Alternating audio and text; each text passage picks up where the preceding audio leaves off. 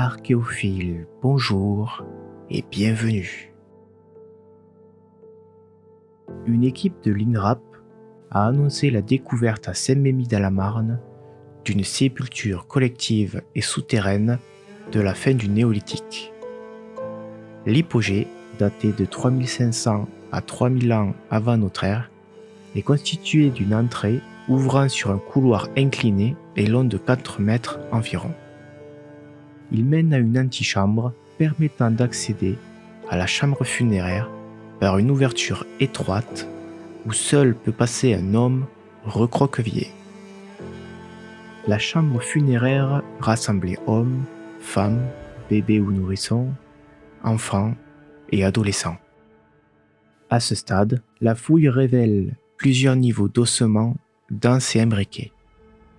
Plus d'une quarantaine de crânes sont déjà comptés et une trentaine de défunts aux ossements identifiés sont en cours d'étude. Des éléments de parure ont également été retrouvés sur les défunts, perles de collier,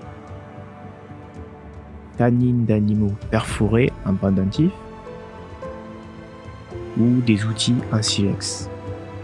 La fouille permettra de renouveler les connaissances sur cette pratique funéraire et l'architecture de ce type de sépulture. 160 hypogées ont été identifiées au fil des siècles dans la Marne, et particulièrement en Champagne-Crayeuse, entre Épernay et les marais de Saint-Gon près de Cézanne.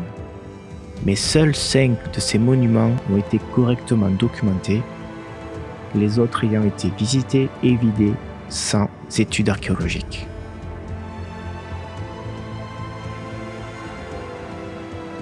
Le Majungasaurus est un dinosaure théropode de la famille des Abelisauridae.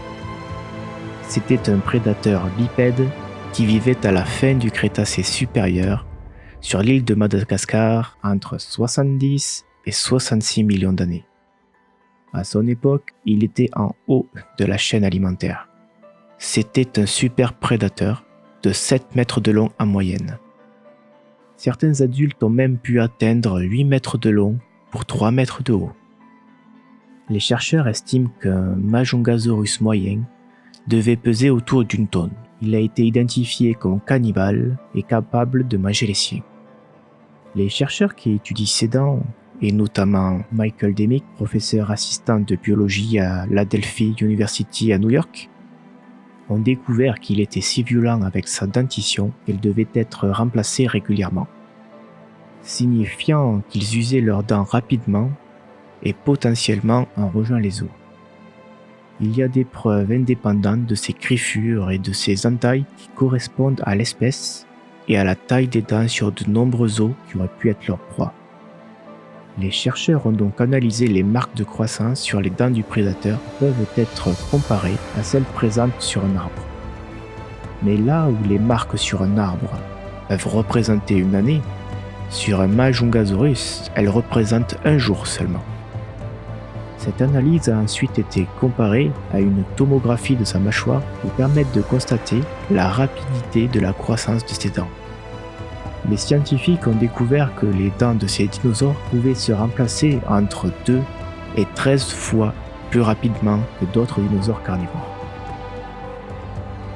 Nous arrivons à la fin de cette nouvelle Archéo News et je vous dis à très bientôt.